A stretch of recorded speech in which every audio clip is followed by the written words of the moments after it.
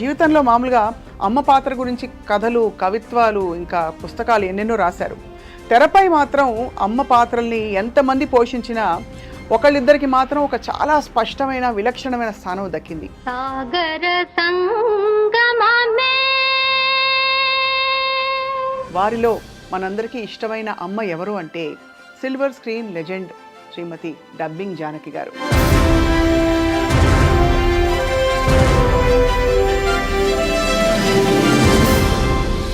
Dubbing Janaki గారు అని పేరు ఉంటుందా అంటే ఆ పేరు ఎలా వచ్చింది?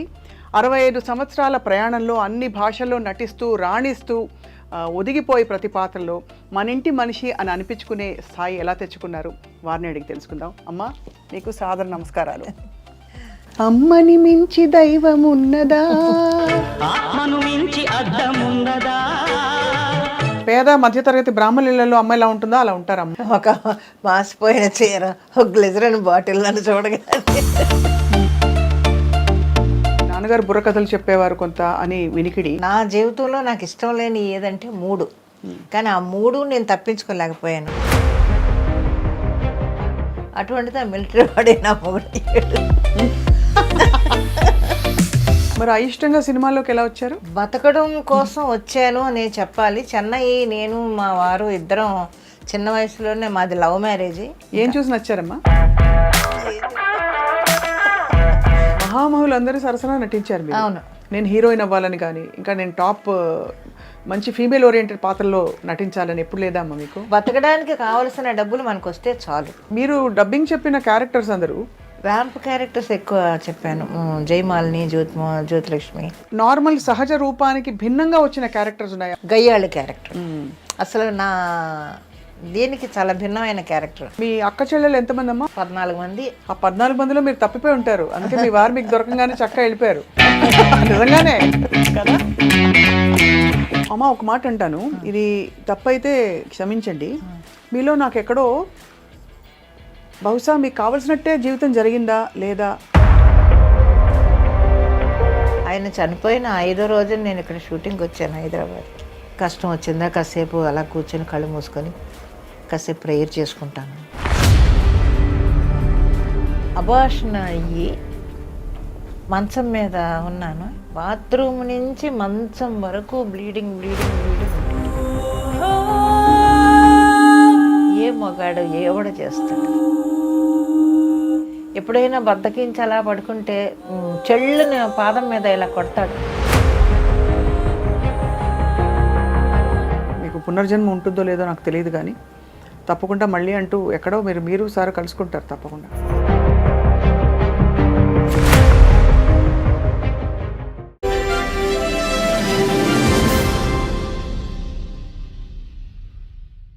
సిల్వర్ స్క్రీన్ లెజెండ్ శ్రీమతి డబ్బింగ్ జానకి గారు.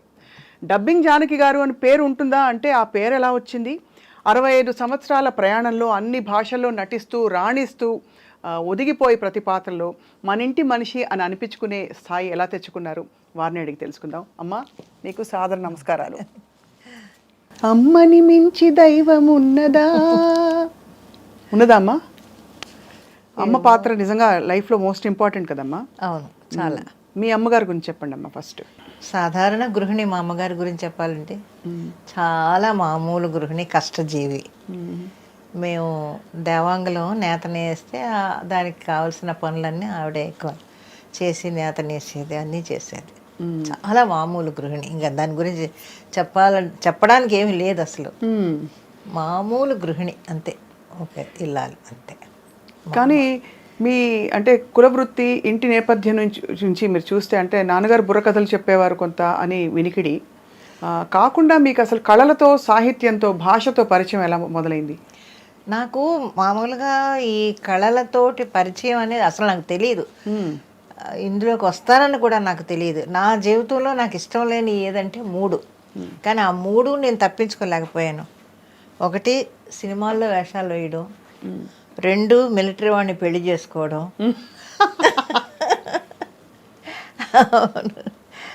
ఇంకోటి ఏదో అది మర్చిపోయాను. అది ఈ 3 కూడా నేను తప్పించుకోలేకపోయాను. ఎందుకో తెలియదు మొదటి నుంచి సినిమాల్లో యాక్ట్ చేయాలంటే, అంటే అప్పట్లో ఆంధ్రాలో మామూలుగా ఈ పల్లెటూళ్ళలో రకరకాలుగా మాట్లాడుతుంటారు కదా. అవును, సినిమా వాళ్ళంటే ఒక ఆ, చిన్న చూపు ఆ రోజుల నుంచే చీప్గా మాట్లాడడం ఎక్కువ అలవాటు మన వాళ్ళకి. దాంతో అవన్నీ చదువుకునే రోజుల నుంచి బుర్రలో ఎక్కి చిచ్చి మనం సినిమాల్లోకి అంతా వెళ్ళకూడదు అని అనుకున్నాను అప్పుడే. అలాగే మిలిటరీ వాళ్ళు ఏదో బుక్ చదివాను నేను. బుక్స్ ఎక్కువ చదివేదాన్ని అప్పట్లోను. మా గురువుగారు గోరు మల్లికార్జునరావు గారు, ఆయన బుక్ షాప్ ఉంది, అక్కడ కూర్చొని చాలా పుస్తకాలు చదువుకునేదాన్ని. దాంట్లో ఏదో ఒక రష్యన్ నవల ఏదో చదివాను. దాంట్లో మిలిటరీ వాళ్ళ గురించి చాలా చెడ్డగా ఉందన్నమాట. ఏమైనా సరే అసలు మిలిటరీ వాళ్ళు అంటే అంత అసహ్యం నాకు. అటువంటిది ఆ మిలిటరీ వాడే నా మొగుడయ్యాడు. అందువల్ల ఏది తప్పించుకోలేకపోయాను నేను. కానీ 5వ ఏట నుంచి మీరు నాటికలు వేసేవారు కదమ్మా? 5వ ఏట కాదు కానీ 4th స్టాండర్డ్ చదివేటప్పటి నుంచి నాటకాలు. మా గురువుగారు, అదే ఆయన గోరు మల్లికార్జునరావు గారు, ఒకరోజు మా ఇంటికి వచ్చి ఒక బుక్ ఇచ్చి చదవమన్నారు. సరే ఏదో పాఠం చదివినట్టు గడగడ చదివేశా. చదివేస్తే పక్కన ఇంకొక ఆయన ఉంటే, వీళ్ళు ఇలాగే చదువుతారయ్యా, మనం ప్రాక్టీస్ ఇవ్వాలి వీళ్ళకి అని అన్నారు. ఏంటోలే అనుకున్నాను. అప్పటికి నాకు అర్థం కాలేదు. తర్వాత రోజు స్కూల్ నుంచి వచ్చిన తర్వాత వాళ్ళ ఇంటికి తీసుకొని వెళ్ళి డైలాగులు నెమ్మదిగా ప్రాక్టీస్ చేయించి బట్టి పట్టి ప్రాక్టీస్ ఇచ్చి, అందరూ అప్పుడు ఆ మగపిల్లలు ఎవరంటే 8th స్టాండర్డ్ 9th స్టాండర్డ్ చదివే పిల్లలతోటి నేను అందులో హీరోయిన్. ఆ నాటకం పేరు రచయిత ఎవరో నాకు గుర్తులేదు కానీ అశాంతి. అశాంతితోటి స్టార్ట్ అయింది నా నట జీవితం. కానీ అందులో మంచి పేరు వచ్చింది, సక్సెస్ఫుల్ డ్రామా అది. ఇంకా అప్పటి నుంచి అక్కడ పల్లెటూళ్ళలో అటు చిన్న చిన్న డ్రామాలు వేయడం. ఈ పుస్తకాల అభిరుచి అంటే మీరు చాలా భాషలు మాట్లాడతారు కదా? చాలా భాషలు ఏం రాదు, కన్నడ మాట్లాడతాను ఎక్కువ. తమిళ్ చెన్నైలో ఉన్నాను కాబట్టి తమిళ్ ఎక్కువ మాట్లాడతాను. హిందీ కొంచెం అరకొరగా, పెద్దగా రాదు కానీ అర్థం అవుతుంది. అంటే పుస్తకాలు చదివే అలవాటు అన్నది ఆ రోజుల్లో ఆడపిల్లలకి అందులో అంత పరిచయం ఉండే విషయం కాదు కదా. అవును, అంటే ఎంతో అభిరుచి ఉంటే తప్ప. అవును, ఏదో వంటలు నేర్పించారు, కుట్లు అల్లికలు అంటే అది అర్థం చేసుకోవచ్చు. ఎలా వచ్చిందమ్మా మీకు? ఏమో తెలియదు, ఆ బుక్ స్టాల్లో ఉండడం వల్ల చదవడం అలవాటు అయిందో మరి ఏంటో నాకు తెలియదు. అలా కొంచెం కొంచెం చదువుకునేదాన్ని పుస్తకాలు అప్పట్లో. అలాగా నవల్స్ ఎక్కువ చదివేదాన్ని నేను. మన ఎద్దనపూడి గారి నవల్స్ కానీ, ఆవిడ ఇంకొక ఆవిడ ఎవరు, ఆవిడ నవల్స్, ఇవన్నీ చదువుకునేదాన్ని ఎక్కువ. అవి రావడం ఆలస్యం కొనేసుకునేదాన్ని. రెంట్కి తీసుకోవడం అన్నీ కాదు, కొని పెట్టుకునేదాన్ని ఇంట్లో. కొని పెట్టేసుకొని చదువుకునేదాన్ని బాగా. అక్కడే అలవాటైంది. మా గురుగారు బుక్ షాపులోనే నాకు పుస్తకాలు చదవడం బాగా అలవాటైంది. అక్కడే కూర్చొని చదివేదాన్ని ఎక్కువ పుస్తకాలు. మరి అయిష్టంగా సినిమాల్లోకి ఎలా వచ్చారు? అంటే వచ్చాము అంటే టైం అంతే, దాన్ని ఎలాగ వచ్చారు అనడానికి సమాధానం లేదు. ఎందుకంటే 1000కి పైగా సినిమాలు, ఇంత లాంగ్ కెరియర్ ఉండే వాళ్ళు ఎవరూ లేరు మన ఇండస్ట్రీలో. అంటే లాంగ్ కెరియర్ అంటే ఇండస్ట్రీకి వచ్చే నెలని కాదు, ఇంకా ఆన్ గోయింగ్ కెరియర్ 65 ఏళ్ళు. బతకడం కోసం వచ్చాను అని చెప్పాలి. చెన్నై, నేను మా వారు ఇద్దరం చిన్న వయసులోనే, మాది లవ్ మ్యారేజ్, చిన్న వయసులోనే మ్యారేజ్ చేసుకొని అక్కడి నుంచి చెన్నై వచ్చేసాను నేను. మా ఆయన అప్పటికి ఆయన మిలిటరీలో ఉన్నారు. చెన్నై వచ్చేసాం. చెన్నై వచ్చి అమింజ్కర్లో వాళ్ళ మేనమా వాళ్ళు ఉంటే వాళ్ళ ఇంట్లో ఉండేవాళ్ళం మేము. ఒకరోజు ఏదో బస్సులో వెళుతుంటే మేము ఇద్దరం ఏదో మాట్లాడుకుంటుంటే పక్కన ఒక ఆయన, మీరు తెలుగు వాళ్ళ అని అడిగారు. అవునండి తెలుగు వాళ్ళమే. ఆయన శర్మ గారని అసోసియేట్ డైరెక్టర్ అంట. మీరు వేస్తారా అంటే, మా ఆవిడ డ్రామాలు అవి వేస్తూ ఉంటారని మా ఆయన చెప్పారు. అయితే రేపు ఏవిఎం స్టూడియోకి రండి అని చెప్పి ఏవిఎం స్టూడియోకి తీసుకొని వెళ్ళి మేకప్ అది వేయించి ఫోటోలు అవి తీసి అందులో భూ కైలాసు దాంట్లో వేషం వేస్తాను అన్నమాట నేను అప్పుడు. అది అలాగా బతకడం కోసం ఇది నేను ఒక జాబులాగా తీసుకున్నాను తప్ప ఇందులో పైకి రావాలనో లేకపోతే ఏదో చేయాలనో మాత్రం నాకు కాదు. ఇది ఒక జాబ్ అంతే, నేను ఉద్యోగం చేస్తున్నాను అనుకుని వచ్చారు అంతే. అదే నా కుటుంబాన్ని పోషించుకోవాలి, నాకు డబ్బులు కావాలి, ఎవరిని మా వాళ్ళ మీద ఆధారపడకూడదు. నేను కానీ మా ఆయన కానీ ఎవరో, మీ ఇద్దరం ఉన్నాం, మాకు పిల్లలు, మా సంసారం అంతే. వేరు కులాలు కదమ్మా మీ ఇద్దరు? అవును, ఆయన క్రిస్టియను, నేను హిందూ. అది ఇంట్లో వాళ్ళు ఆమోదించక మీరిద్దరు అవును జీవితం మీరు జీవితానికి మీ మీద నమ్మకం కలిగించుకోవాల్సిన పరిస్థితులు ఆ రోజు. అవును, మరి ఎలా అమ్మా హార్మోని వాయించేవారట కదా? అవును, ఒక డ్రామాకి వచ్చి హార్మోని వాయించడానికి వచ్చారు. ఏం చూసి నచ్చారమ్మా? ఏం చెప్తాం, మీరు ఇప్పుడే ఇంత చక్కగా ఉన్నారంటే అప్పుడు మంచి చాలా అందంగా ఉండి ఉంటారు. ఇప్పుడే ఇంత బాగున్నారు. అది కాదు, ఒక చిన్న ఇన్సిడెంట్ చెప్తాను. మా మనవరాలు, మా పెద్ద మనవరాలు లవ్ మ్యారేజ్. ఆ అబ్బాయి వచ్చాడు మా ఇంటికి. ఆ అబ్బాయి ఇది చాలా బాగుంటుంది, మన జ్యోతిక ఎలాగ ఉంటుంది కొంచెం నా మనవరాలు, మంచి పుష్టిగా కళ్ళు గిళ్ళు బాగుంటాయి, అందంగా ఉంటుంది అది. ఈ అబ్బాయి చూస్తే క్రిస్టియన్, కొంచెం చదువుకున్నాడు కానీ బాగా చదువుకున్నాడు, ఎంబీఏ చదివాడు, ఏదో చేస్తున్నాడు, కొంచెం రంగు తక్కువ, కొంచెం ఇదిగా ఉన్నాడు. ఇద్దరు చూసి ఆ అబ్బాయి మా ఇంటికి వచ్చి మా వాళ్ళందరితోటి మాట్లాడి వెళ్ళిపోయిన తర్వాత ఎలా ఉన్నాడు నాని అని అడిగింది. నాకు నచ్చలేదమ్మా అన్నాను. మా మనవరాలు అడిగితే నచ్చలేదన్న. అంటే వెంటనే నా చిన్న మనవరాలు అంత ఉంది అప్పుడు, నా చేయి పట్టుకొని గబగబా లాక్కొని వెళ్ళింది వాళ్ళ తాతను నేను ఉన్న ఫోటో దగ్గరికి. నువ్వు తాతను ఎందుకు చేసుకున్నావు నాని? తాత ఎలా ఉన్నాడు, నువ్వెలా ఉన్నావు? ఇలా అలా ఉండిపోయాను కాసేపు. నేను ఆ క్వశ్చన్ అది వేస్తుందని నేను అనుకోలేదు. ఆ ఫోటో దగ్గరికి తీసుకెళ్ళి, నువ్వెందుకు నాని తాతను చేసుకున్నావు? తాత నల్లగా లేడా, నువ్వు తెల్లగా లేవా, నువ్వెందుకు చేసుకున్నావు? ఏ అక్క చేసుకుంటే తప్పేంటి అని అడిగింది నన్ను. అబ్బో. ఓకే ఓకే అమ్మ, ఇష్టమైనప్పుడు మనం ఏం చేస్తాం, హ్యాపీగా ఉన్నారు ఇప్పుడు వాళ్ళు. కానీ ధైర్యవంతమైన డెసిషన్ ఆ రోజుల్లో. అవును, మీరు అంత అవును, అంత కులాంతర వివాహం, మతాంతర వివాహం కూడా కదా ఆ విధంగా చేసుకుని. అంటే కానీ ఏంటమ్మా మీకు ఆ నమ్మకం అంత ఏమనాలి, ఇంకొక విధమైన ఏమో తెలియదు ఎందుకు వచ్చిందో ఆ ధైర్యం అది. మరి వచ్చేసాను అంతే. ఆయన చేయబట్టుకొని చెన్నై వచ్చేసాను అంతే. మిలిటరీలో ఉండేవారు కదా సార్? అవును, మిలిటరీలో. ఏం చేసేవారమ్మా మిలిటరీలో? ఏమో తెలియదు, మిలిటరీలో ఉండేవారు. ఏదో చిన్న యాక్సిడెంట్ జరిగింది, అప్పుడు ఈ బ్యాక్ ఏదో దెబ్బ తగిలింది, కొంచెం రోజులు సెలవులకి ఇంట్లోనే ఉండేవారు. మళ్ళీ సంవత్సరానికి ఒకసారి తీసుకొని వెళ్ళేవాళ్ళు. సంవత్సరానికి ఒకసారి వెళ్ళి 3 months అక్కడ ఉండేవారు. చైనా వార్ టైంలో అక్కడే ఉన్నాడు ఆయన. అమ్మో, అప్పుడు గుండె పీకేసి ఉంటుంది మీకు. చైనా వార్ టైంలో మిలిటరీలో ఉన్నాడు ఆయన. ఆ తర్వాత మళ్ళీ రావటం అలాగన్నమాట. ఇంకా తర్వాత ఇంకా ఇబ్బంది అయిపోతుంది పిల్లలతోటి. ఆయన మిలిటరీకి వెళ్ళి ఇక్కడ ఈ పిల్లల్ని, చిన్నపిల్లలు, వీళ్ళని ఏం చేయాలో తెలియక మా అత్తగారు వచ్చి తోడుగా ఉండేవారు. ఆవిడకి మరి ఇంట్లో ఇల్లు సంసారం వదిలిపెట్టి రావాలంటే ఆవిడ కష్టం. ఇంకప్పుడు ఏం చేయాలని మిలిటరీ నుంచి ఆయన్ని రప్పించాలంటే పుండ్రేకాక్షయ్య గారిని అడిగా. పుండ్రేకాక్షయ్య గారిని అడిగితే ఆయన ఒక డాక్టర్ని పిలిపించి ఒక సర్టిఫికేట్, మిలిటరీకి అన్ఫిట్ అని ఒక సర్టిఫికేట్ పుట్టించి వాళ్ళకి పంపించి మొత్తానికి వాళ్ళు రిలీవ్ చేసేసారు.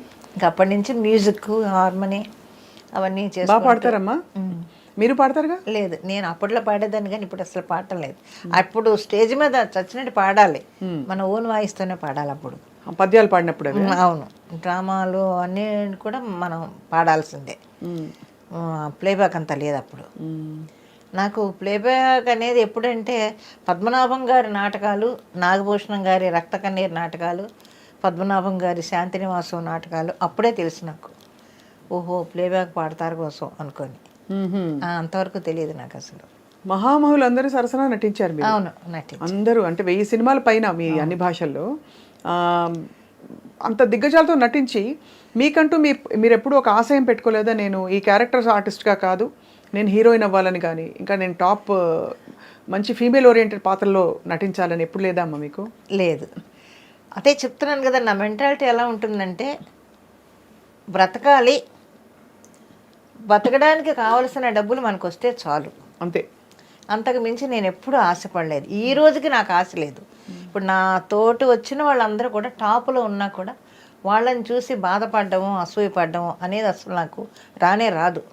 ఓకే, బాగున్నారు అంతవరకు అదే అనుకుంటాను నేను. నాకు కావాల్సింది 10 రూపాయలు వచ్చినప్పుడు 10 రూపాయలు నా కుటుంబానికి పెట్టుకున్నాను, 100 రూపాయలు వచ్చినా 100 రూపాయలు ఖర్చు పెట్టుకున్నాను, 1000 రూపాయలు వచ్చినా ఖర్చు పెట్టుకున్నాను. నేను తిని ఇంకా మా అత్తగారు వాళ్ళకి హెల్ప్ చేయడం ఇవన్నీ చేసేదాన్ని. అంటే అది విధి వింతే ఏమనాలో తెలియదు కానీ మీకు వచ్చిన పాత్రలు కూడా కొంచెం పేద మధ్యతరగతి అలాంటి, ఇన్ఫ్యాక్ట్ అనకూడదు కానీ పేద మధ్యతరగతి బ్రాహ్మణులలో అమ్మాయి ఎలా ఉంటుందో అలా ఉంటారు అమ్మ. చాలా మంది అందులో విశ్వనాథ్ గారి సినిమాల్లో చూసినప్పుడు అప్పుడు ఉండేది కదా ఒక ట్రెండ్, అవును. ఎక్కువ విశ్వనాథ్ గారి సినిమాల్లో అంటే బ్రాహ్మలు వస్తారు నటిస్తారని. అవును. అలాంటి ఒక దీనిలో ఇమేజ్లో ఒదిగిపోయారు మీరు. అవును. ఒక మాసిపోయిన చీర, ఒక గ్లిజరిన్ బాటిల్ నన్ను చూడగానే ఇప్పుడు బయట ఎంత గ్లామరస్గా ఎంత చక్కగా ఉన్నారమ్మా మీరు. ఇన్నేళ్ల మీ ఆరోగ్య రహస్యం ఇప్పుడు ఏంటంటారు? మానసికమైన తృప్తమా నేను ఒకటి చెప్తాను. అదే ముందు నుంచి నేను చెప్పేది ఏంటంటే, మనకి తృప్తి వచ్చిన దాంట్లో, ఉన్న దాంట్లో హ్యాపీగా ఫ్యామిలీని మెయింటైన్ చేసుకోవడం, అతి ఆశలకు పోకుండా మనకున్నదా మన పరిధిలోనే మనం జీవించడం, అదొక్కటే నేను అనుకుంటా. పిల్లల్ని చదివించుకోవడం దగ్గర నుంచి వాళ్ళ జాబులు కానీ వాళ్ళ ఇది కానీ, నా ఇల్లు నా సంసారం ఒక గిరి గీసుకుంటాను నేను, ఆ గిరిలోనే ఉంటాను, దాటి బయటికి వెళ్ళను నేను. షూటింగ్ అయిపోయిందా, ఇంటికి వచ్చానా, నా ఇల్లు నా సంసారం, పొద్దున్నే వంట చేసి అక్కడ పెట్టేసి వెళ్ళిపోయేదాన్ని. అవును, మీరే కదా వంట. అవును, అలా చేసుకొని వచ్చి ఆ తృప్తి అనేది మనిషికి ఉంటే ఎప్పుడూ హెల్తీగా ఉంటారు. అసలు డబ్బింగ్ జానకి గారుగా మీరు మారారు కదా, మీ అసలు పేరేంటమ్మా? జానకే. జానకే అంటే డబ్బింగ్ అనేది తర్వాత మీరు మీకు వచ్చిన డబ్బింగ్లు చెప్తున్నాను అంటే, జానకులు ముగ్గురు ఉన్నారు కదమ్మా. సౌకర్ జానక్ గారు ఉన్నారు, శంకర జానక్ గారు ఉన్నారు. జానకి అనగానే ఏ జానకి అని అడుగుతున్నారు. అప్పుడు ఇంకా అప్పుడు ప్రెస్ కదా, మీడియా అవి లేవు కదా. అవును అవును. అడిగితే అప్పుడు డబ్బింగ్ జానకి అని మన ఈయన పద్మనాభం గారు చెప్పారు, డబ్బింగ్ జానకి అని. అలా చాలాసార్లు పోట్లాడాను ప్రెస్ వాళ్ళతోటి. మీరు అస్తమాను డబ్బింగ్ జానకి, జగ్గయ్య గారు డబ్బింగ్ చెప్తున్నారు, డబ్బింగ్ జగ్గయ్య గారిని ఎందుకు వేయరు, లేకపోతే ఇంకొక డబ్బింగ్ చెప్తున్నారు వాళ్ళని ఎందుకు వేయరు, నన్ను మాత్రం అంటే, అప్పుడు వాళ్ళు చెప్పే సమాధానం ఒకటే, ముగ్గురు జానకులు ఉన్నారు కదమ్మా, అందువల్ల రాయాల్సి వచ్చింది. వచ్చింది. మీరు డబ్బింగ్ చెప్పిన క్యారెక్టర్స్ అందరూ ఎవరెవరమ్మా? అంటే పెద్ద పెద్ద హీరోయిన్లు అందరికీ చెప్పుంటారు మీరు. శ్రీప్రియకి చెప్పాను ఎక్కువ, శ్రీప్రియ. వ్యాంప్ క్యారెక్టర్స్ ఎక్కువ చెప్పాను, జయమాలిని, జ్యోతిలక్ష్మి, వీళ్ళందరికీ బాగా చెప్పాను. హీరోయిన్ పద్మప్రియ, వీళ్ళందరికీ చెప్పాను. భారతి అప్పట్లో ఉండేవాళ్ళకి. ఏమన్నా ఇబ్బంది పడ్డారా? మీరు అయిష్టంగా ఇండస్ట్రీకి వచ్చారు, మీరు అందంగా ఉంటారు, పొందిగ్గా చక్కగా మీరు అడ్జస్ట్ అయ్యి అలా వెళ్ళిపోతున్న టైంలో మిమ్మల్ని ఇబ్బంది పెట్టిన సందర్భాలు ఉండుంటాయి కదా ఇండస్ట్రీలో ఎవరు? నేను ఒకటే చెప్తానమ్మా, మనం ఉండే పద్ధతిలో ఉంటే ఎవ్వరు మన దగ్గరికి రారు, మన జోలికి రారు. అది నేను ఒకటే, అదే ఒకటే నా. అంటే మరి ఇబ్బందులు పడుతున్న వాళ్ళందరూ పద్ధతిగా ఉండలేక నాకు తెలిసి తెలియక వాళ్ళు ఎలా తెలుస్తుంది చెప్పండి. నా వరకు చెప్పాలంటే, నేను ఉండేది ఇప్పుడు ఇంట్లోంచి బయలుదేరి వెళ్ళానా, షూటింగ్కి వెళ్ళాను, వేషం వేసుకున్నాను, ప్యాకప్ చెప్పారు, వాళ్ళు మళ్ళీ తీసుకొచ్చి నా కారులో కూడా వెళ్ళాను, వాళ్ళ బండిలోనే వచ్చి ఇంట్లో దిగుతాను, అంతవరకే. ఇంకా బయట ఏం జరుగుతుందని ఎక్కువ మాట్లాడను, ఎక్స్ట్రాలు మాట్లాడను, ఎవరితోటి ఎక్కువ మాట్లాడను, నా పద్ధతిలో నేను ఉంటాను. అందువల్ల నేను ఉండగలిగానేమో అని అనుకుంటాను తప్ప, ఎక్కువ ఎవరితోటి మాట్లాడు, ఎవరన్నా వచ్చి పలకరిస్తే ఆలో అంటే అవునండి అంతే అంతే. మళ్ళీ నాకు భయం అనమాట, గొడవలో పడతామేమో, ఏమైనా పొరపాటు మాటలు దొరుకుతాయేమో అనేది ఇప్పటికీ భయమే నాకు. అందువల్ల నేను ఎక్కువ ఎవరితోటి కాంటాక్ట్ పెట్టుకోను నేను. హలో అంటే హలో, అది ఎప్పటికే కూడా ఇప్పుడు కాదు, ఇంకో 10 ఏళ్ళ తర్వాత మీరు కనపడినా సరే, అమ్మ ఎలా ఉన్నారు అంతే. మన మధ్య ఇంకేం గొడవలు జరగవు కదా. గొడవలు ఉండవు. అలాని మీరు ఎక్కువ దోస్తీ కూడా ఎవరితో లేదా? లేను, ఎవరితోటి లేను. ఆ తరం హీరోయిన్లతో ఎవరితోటి.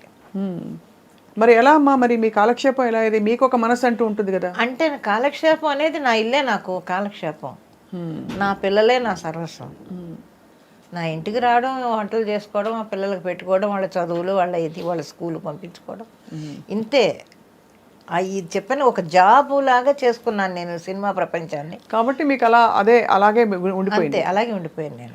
మరి మీ వారు మీ పాత్రలు చూసి హర్షించేవారా, నవ్వేవారా, సంతోషించేవారా? ఆయన సంతోషించేవారు, ఎప్పుడూ కూడా సపోర్ట్గా ఉండేవాడు. ఇంట్లో కూడా నాకు హెల్ప్ చేస్తూనే ఉండేవారు ఆయన. నేను షూటింగ్కి వెళ్ళినప్పుడు గబుక్కుని పిల్లల్ని స్కూల్కి తీసుకెళ్ళడం కానీ, పంపించడం కానీ, వాళ్ళని రెడీ చేయడం కానీ, ఒకవేళ సాయంత్రం ఇంటికి వస్తే ఈ వంట చేస్తే, అదేంటి పొద్దున్న చేసి వెళ్ళాను కదా నేను. అప్పుడంతా ఏంటంటే 7 to 1, 2 to 9 కాల్ షీట్లు. 7కి తెల్లవారుజాము 4 గంటలకి వెళ్ళిపోవడం, అలాగా. ఈ ఉండేనా కదా అంటే, పాపమే వాళ్ళు వచ్చారే ఇద్దరు, ఆకలి అన్నారు, ఉన్నది పెట్టేశాను, మనమే కదా రా ఈ చారాన్ని వేసుకొని తిందాం అనేవాడు. అలాంటివన్నీ చేసేవాడు ఆయన. చాలా గొప్ప విశేషం. అంటే అలాంటి జీవిత భాగస్వామి ఆ తరంలో దొరకడం అన్నది. పెట్టేవారు అందరికీ పెట్టడం అనేది ఆయనకి బాగా అలవాటు. అదే అలవాటు నా పిల్లలకు కూడా వచ్చింది, వాళ్ళ పిల్లలకు కూడా వచ్చింది. ఇతరులకి హెల్ప్ చేసే ఇది మాత్రం నా పిల్లలకే కాదు వాళ్ళ పిల్లలకు కూడా వచ్చింది. అదొక సంతోషిస్తాను నేను. ఎలా అమ్మా నాని అని పిలుస్తారు కదా పిల్లలు, హిందీ ఎలా వచ్చింది నాని అని? ఏమో తెలియదు వాళ్ళు ఎందుకు పిలిచారో. అంతకుముందు నానమ్మ నానమ్మ అనేవాళ్ళు, ఆ తర్వాత నాని నాని అని అంటున్నారు. ఆ నాని అనేది ఇప్పుడు మీరు చెప్తే తప్ప నాకు తెలియలేదు అది హిందీ భాష అని. ఓ నాని అంటే మరి యాక్చువల్లీ అమ్మమ్మ, కానీ నానమ్మని వాళ్ళు నాని అని పిలుస్తారు. షార్ట్ ఫామ్ పెట్టుకున్నారేమో ముద్దుగా. ఏమో మరి ఇంత ముద్దుగా ఉంటే మరి నానమ్మ అంటారు కదా. నాని నాని అని పిలుస్తారు. ఇప్పుడు మీరంటే అది హిందీ భాష అనేది నాకు తెలియదు. ఇప్పుడు నాని నాని ఓకే సరే అని ఊరుకున్నాను నేను. అందరూ అదే పిలుస్తారు నాని నాని అని. అమ్మ ఆ రోజుల్లో మీరు ఇతర భాషలు నేర్చుకోవడానికి తావు ఎక్కడ ఉండింది? మెడ్రాస్ వెళ్ళారు కాబట్టి తమిళ్ నేర్చుకున్నారు. మరి కన్నడ అవన్నీ ఎలా వచ్చాయి మీకు? అంటే కన్నడ సినిమా చేశాను నేను. కన్నడ సినిమా చేయడంలో అక్కడ చుట్టూ ఉండే ఆర్టిస్టులు వాళ్ళు కాస్త చెప్పేవాళ్ళు. పండ్రిబాయమ్మ గారి కన్నడ డ్రామాలు వేశాను. ఎక్కువ థియేటర్ ఎక్స్పీరియన్స్, రేడియో ఎక్స్పీరియన్స్ బాగా. కన్నడ డ్రామాలు వేశాను. కూడా ఉండే ఆర్టిస్టులు కన్నడ బాగా నేర్పేవాళ్ళు. వాళ్ళు ఒక్క సినిమాతోటే మొత్తం నా డబ్బింగ్ నేనే చెప్పుకునే స్థాయికి ఎదిగాను నేను. కన్నడ చాలా గొప్ప విషయం. అవును, అలాగా కన్నడ వచ్చింది బాగాను. రాజ్ కుమార్ గారి మిస్సెస్ పార్వతమ్మ గారు వీళ్ళందరూ కూడా బాగా హెల్ప్ చేసేవాళ్ళు. కన్నడ పండ్రిబాయమ్మ గారు వీళ్ళందరూ కూడా ఆవిడతో డ్రామాలు ఎక్కువ వేశాను, కన్నడ డ్రామాలు. అప్పుడే నాకు కన్నడ బాగా వచ్చింది. డ్రామాలు వేయడం వల్ల కన్నడ భాష మీద మంచి పట్టు వచ్చింది. నా మట్టుకు నేను బాగా మాట్లాడు. ఇవాళకి మన వాళ్ళందరూ వచ్చి సెట్లో కనపడుతుంటే వాళ్ళతో నేను కన్నడలోనే మాట్లాడతాను. தமிழ் பேச ரொம்ப ஃப்ளூயண்டா தெரியும் உங்களுக்கு? ரொம்ப நல்லா தெரியும். చెన్నైలో ఇరుకుతునాల ఐ థింక్ మీకు చాలా మంచి పట్టు వచ్చేసింది భాష మీద. మీ ఊరి వాళ్ళు మళ్ళీ ఊరికి వెళ్తూ వస్తుండేవారా? తర్వాత మీ ఇంట్లో పుట్టింటి వాళ్ళతో కట్ ఆఫ్ అయిపోయిందా కంప్లీట్? లేదు అయ్యి వస్తూ పోతూ ఉంటాను. లాస్ట్ వరకు మా నాన్న అందరినీ మేము చూసుకున్నాం. కానీ ఎందుకమ్మా మరి అలా వెళ్ళిపోయారు మరి వాళ్ళని వదిలేసి? అంటే అప్పుడు అది ఎలా చెప్తాం, ఆ ఏజ్ అది, ఆ ఏజ్లో అలాగా ఆలోచనలు అలా వచ్చాయి. వాళ్ళు వద్దండవు, మరి వెళ్ళాలి అని అనుకోవడం, వెళ్ళిపోవడం అంతే. వాళ్ళు వద్దని ఎందుకు అన్నారు? వద్దంటే కులాంతరం. అప్పటికి వాళ్ళు కేసు కూడా పెట్టారు నా మీద. ఏంటది, మా వాళ్ళు మైనార్టీ తీరలేదని, పైన 16 ఏళ్ల వయసు మైనార్టీ తీరలేదని మా వాళ్ళు. ఆ తర్వాత మా ఆయన తరపు వాళ్ళేమో అక్కడ వాళ్ళ ఇంట్లో ఎవరో డాక్టర్ ఉంటే వాళ్ళు సర్టిఫై చేసి లేదు ఈ అమ్మాయికి మైనార్టీ తీరిందని వాళ్ళు పెట్టి పెద్ద గొడవలు అయ్యాయి. ఆ తర్వాత నేను మా ఆయన చెన్నై వచ్చేసిన తర్వాత మా ఆయన మా వాళ్ళకి ఎక్కువ కావాల్సిన ఆయన అయిపోయాడు. అది విన్నాను, చాలా కథల్లో అవుతుంటుంది. నిజంగా అయిందనమాట మీకైతే అది. అయితే మీరు ఈ సినిమా ప్రయాణం కొనసాగిస్తూ మధ్యలో ఈ సినిమాల రెమ్యూనరేషన్స్, వ్యావహారిక విషయాలు ఉంటాయి కదా, అలాగే ఎంత దాచాలి, అడ్వాన్స్ ఇచ్చారు రిమైనింగ్ పేమెంట్ రాలేదు, ఇట్లాంటివన్నీ మీరే ఫాలోఅప్ చేసుకునేవారా? సార్ ఉండేవారా? లేదు, నేను ఆయన అసలేమీ తెలియదు. ఆయన ఒక్కటే నెలాఖరు వస్తే చాలు, ఏమే నెలాఖరు వచ్చేస్తుంది, 20వ తారీఖు వచ్చేసింది, 25 వచ్చేసింది అంటే ఫస్ట్కి ఇవన్నీ కట్టాలి అనేది అదొకటే ఆయనకి. రానివ్వండి చూద్దాంలే, వస్తాయి కదా డబ్బులు, వాళ్ళు ఇవ్వాలి కదా వీళ్ళు ఇవ్వాలి కదా అని అవి తీసుకొని ఇస్తే ఆ కట్టాల్సిన అన్నీ కట్టేసి, కరెంటు బిల్లు అని అదని ఇదని అన్నీ కట్టేసి ప్రశాంతంగా కూర్చునేవాడు ఆయన. ఆ నెలకి సరిపడా అన్నీ కట్టేసి ఇంట్లో కావాల్సిన సరుకులను తెచ్చేస్తే హ్యాపీ. ఇంకా ఇందులోనే కలుగు చేసుకునేవాడు కాదు మా ఆయన. మీరు ఎప్పుడు అనుకోలేదమ్మా ఎందుకు నాకు ఇంత కష్టమైన జీవితం అవసరమా అని? అనుకోలేదు, అది కష్టం అని నేను అనుకోలేదు ఎప్పుడూను. ఎంత జాబ్ అయితే మాత్రం ఇల్లు మొత్తం ఇప్పుడు ఆడపిల్లలకి సహజంగా ఉంటాయి కదమ్మా. ఇప్పుడు ఈ తరమైనా ఆ తరమైనా భర్త రావాలి, ఏంటి ఇంటికి తీసుకొచ్చి కొత్త చీర మల్లెపూలు ఇవ్వాలి, మంచిగా సినిమాకి తీసుకెళ్ళాలి, ఏంటి నేను ఇంటి పట్టు నుండి అన్నీ చూసుకోవాలి. మీరు ఇంటికి వెళ్ళి బయటకు వెళ్ళి పొద్దున్నే కాల్ షీట్లు పని చేయడాలు, ఎండలో నలిగిపోవడాలు, ఇవన్నీ బాధ అనిపించలే? లేదు, ఎప్పుడు నాకు అది చెప్తున్నాను, ఒక డిఫరెంట్ క్యారెక్టర్ అది. అసలు ఆలోచన ఎప్పుడు నాకు రాలేదు ఇంతవరకు. ఇప్పుడు మీరు చెప్తుంటే ఓహో ఇవన్నీ వచ్చాయేమో, నాకు అసలు ఆలోచన కూడా రాలేదు. ఎంతసేపు చెప్తున్నాను కదా, నా ఇల్లు, నా సంసారం, నా పిల్లలు, బయటికి వెళ్ళి డబ్బింగ్ చెప్పుకోవడం, గ్రూప్ డాన్సులు చేశాను, డబ్బింగ్లు చెప్పుకున్నాను. గ్రూప్ డాన్సులు చేస్తారా? గ్రూప్ డాన్సులు కూడా చేశాను. ఏమేమి డాన్స్ అమ్మా? సాంగ్స్, సినిమాల్లో గ్రూప్ డాన్సులు. ఈ గ్రూప్లు అన్నీ చేస్తుంటారు కదా, హీరో హీరోయిన్ చేస్తే వెనకాల గ్రూప్ డాన్సర్స్. మీకు డాన్స్ నేర్చుకున్నారు అయితే అంతకుముందు? చిన్న సత్యం గారి దగ్గర నేర్చుకున్నాను నేను. ఓ, సత్యం గారి దగ్గర. ఓహో, దుర్గాదేవి గారు తెలుసా మీకు అక్కడ? తెలుసు. క్లాసులు చెప్పే దుర్గాదేవి, పాడే దుర్గాదేవి గారు. నాకు తెలుసు. ఆవిడ మా పెద్దమ్మ, సొంత పెద్దమ్మ. అమ్మ, మీకు చాలా మంది ఉన్నారు చెన్నైలో. చెన్నై మా మా వాళ్ళందరూ ఉన్నారు. అదే క్లాసులు అంటే అక్కడ సత్యం గారి సీనియర్ డిసైపుల్ ఆవిడ. మీరు అక్కడ నేర్చుకున్నారమ్మా అయితే? సత్యం గారు వచ్చి ఒక డ్రామాకి మా ఇంటికి వచ్చి సాంగ్ కంపోజ్ చేసి వెళ్ళేవారు ఆయన. చెప్పుకుంటే ఇది చిన్న సత్యం గారు అది ఒక చిన్న హట్టు. నేను మా ఆయన అప్పుడు ఇంకా మాకు పిల్లలు కలగలేదు. ఆ హట్టుకు వచ్చి డాన్స్ నేర్పించి వెళ్ళేవాడు ఆయన సత్యం గారు. అంతా అప్పటి నుంచి తెలుసు మీకైతే. ఎంతవరకు నేర్చుకున్నారమ్మా కూచిపూడి? జతుల కొంతవరకు నేర్చుకున్నాను, తర్వాత మానేసి ఇంకా ఈ డ్రామాలు అవి ఎక్కువ డ్రామాలు తిరిగేదాన్ని. నాగభూషణం గారి రక్తకన్నీరు నాటకాలు ఎక్కువ వేశాను. ఏమన్నా డైలాగ్ గుర్తుందమ్మా మీకు?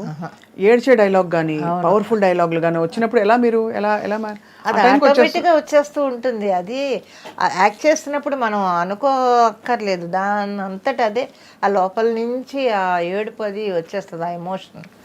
దాన్ని మనం ఫీల్ అయ్యి చెప్తే చాలు వచ్చేస్తుంది, కళ్ళంటి నీళ్ళు వచ్చేస్తాయి ఆటోమేటిక్గా. అది స్టేజ్ అనగానే ఇంకా వేరే దారి ఉండదు కదా. సినిమా అన్నా కొంచెం గ్లెజర్ని పెట్టుకుంటాం, స్టేజ్ మీద పెట్టుకోవడానికి ఏమి ఉండదు. అవును, డైరెక్ట్గా ఏడవలసిందే. అమ్మ క్యారెక్టర్, వదిన క్యారెక్టర్ వేశారు, ఇంకా అన్ని క్యారెక్టర్ రోల్స్లో మీరు కనిపించారు. ఏదైనా మీ నార్మల్ సహజ రూపానికి భిన్నంగా వచ్చిన క్యారెక్టర్స్ ఉన్నాయా? మాకు తెలియనివి, అంటే ఈ సినిమాల్లో అన్నీ తెలిసి ఉండవు కాబట్టి. రామాయణంలో పిడకల వేట అనుకుంటాను, గయ్యాళి క్యారెక్టర్. అసలు దీనికి చాలా భిన్నమైన క్యారెక్టర్. అత్తగారు కోడల్ని హింస పెట్టడం అనేది అసలు నాకు తెలియదు అది. కానీ ఆ క్యారెక్టర్ బాగా రాజాచంద్ర గారు డైరెక్టర్. మిమ్మల్ని ఎలా ఎంచుకున్నారో ఆ క్యారెక్టర్కి? ఏమో మరి తెలియదు, ఎందుకు ఎంచుకున్నారో తెలియదు. నేను హేమసుందర్ గారు ఆ క్యారెక్టర్ చాలా భిన్నంగా ఉండేదన్నమాట. కోడల్ని హింస పెట్టడం. కే విజయ అమ్మాయి కోడల క్యారెక్టర్. అప్పుడు దాంట్లో చివరికి నానా హింసలు పెట్టి బిడ్డని కని ఇంటికి వస్తే కూడా ఏదో తిట్టాను, ఏదో చేస్తాను నేను. అప్పుడు భర్త అడుగుతాడు, ఎందుకే నువ్వు ఇలాగా చేస్తున్నావు అని అంటే అప్పుడు చెప్పుద్దన్నమాట. కాదండి, చిన్నప్పటి నుంచి వాడు ఏం కావాల్సి వచ్చినా అమ్మ నాకు తలదువ్వు, అమ్మ నాకు నీళ్లు పోయి, అమ్మ నాకు అన్నం పెట్టు ఇలాగంటా ఉండేవాడు. ఇప్పుడు పెళ్లి చేసుకున్న తర్వాత మళ్ళీ నువ్వు రా నాకు నీళ్ళు పోయి, నాకు వీపు తవ్వు, లేకపోతే నాకు సోపు ఇయ్యి, నాకు టవల్ ఇయ్యని అడుగుతున్నాడు. ఇన్ని సంవత్సరాలు నేను కష్టపడ్డాను నా కొడుకు కోసం, ఇప్పుడు నన్ను మర్చిపోయి పెళ్ళం మీద ఆధారపడుతున్నాడు ఎక్కువ. మరి నాకు ఎలా ఉంటుంది చెప్పండి అని అంటే అప్పుడు భర్త క్యారెక్టర్ చెప్తాడనమాట, నువ్వు అలాగెందుకు ఆలోచిస్తావు, నువ్వు ఇప్పుడు నీకు రెస్ట్ ఇవ్వాలి అని నీ కొడుకు ఆలోచిస్తున్నాడని నువ్వు ఎందుకు అనుకో. ఇన్ని సంవత్సరాలు నా కోసం మా అమ్మ కష్టపడింది, ఇకైనా మా అమ్మ సుఖంగా ఉండని, హ్యాపీగా ఉండని అని నీ కొడుకు ఆలోచిస్తున్నాడని నువ్వెందుకు అనుకోవు. నీ ఆలోచన ధోరణే తప్పది. అప్పటి నుంచి రియలైజ్ అయ్యి మారుతుంది అనమాట అత్తగారు. అదొక భిన్నమైన క్యారెక్టర్. అయితే మంచిగా అయ్యాడే కానీ, అంటే మీరేమి అంత చెడ్డ క్యారెక్టర్ ఏం కాదు. ముందంతా కొంచెం చెడు, తర్వాత మంచిగా అయిపోయే క్యారెక్టర్. అలాగా మీరు రాజసంగా ఉండే పౌరాణికాలు, ఫోక్లోర్స్ అట్లాంటివి వచ్చాయి మీకు అవకాశాలు? లేదు, అన్ని సాంఘికాలు ఎక్కువ.